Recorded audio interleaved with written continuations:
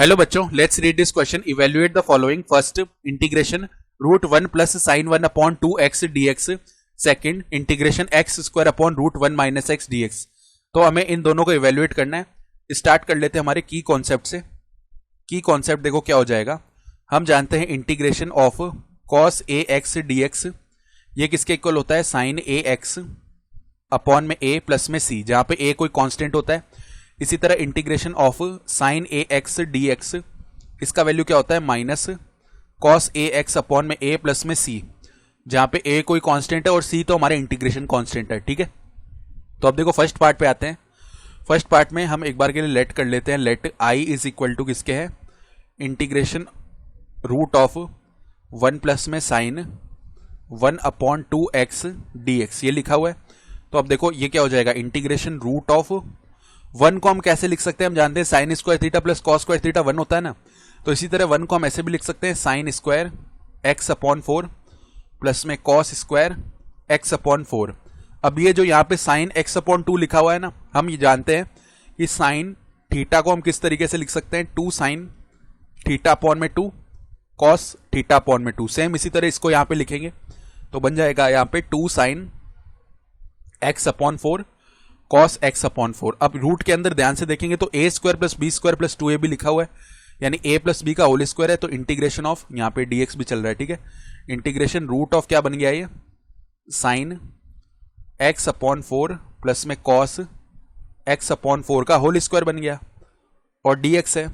अब देखो whole square के ऊपर रूट लगा हुआ है, यानी i का वैल्यू क्या आ जाएगा, इंटीग्रेशन ऑफ डायरेक्टली क्या आ जाएगा, साइन x अपॉन 4 प्लस में कॉस x अपॉन 4 और dx ये आ जाएगा.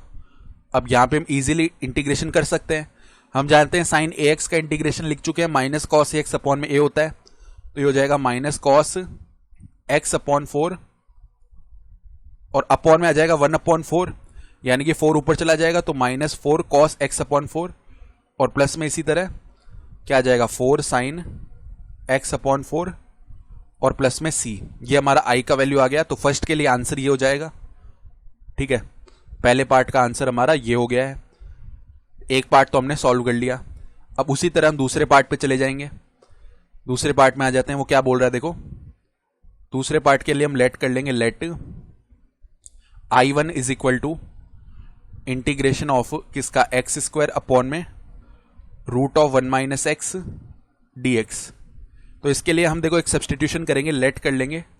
ये जो हमारे पास में दिया हुआ है कौन सा value, root of 1 minus x, इसको एक बार के लिए t बोल लेते हैं. ठीक है, दोनों तरफ डिफरेंशिएशन करेंगे. तो यहाँ पे देखो x के रिस्पेक्ट में डिफरेंशिएशन किया तो 1 upon 2 root of 1 minus x आएगा. चेन रूल से 1 माइनस एक्स का डिफरेंशिएशन -1 हो जाएगा और dx ये वैल्यू किसके इक्वल आएगा, dt के इक्वल. ठीक है, तो अगर हम यहाँ से केवल dx upon root 1 minus x का वैल्यू निकालें, dx upon root of 1 minus x यही लिखे केवल, तो क्या होगा, ये -2 dt के इक्वल आ जाएगा. ये बात समझ में आ गई.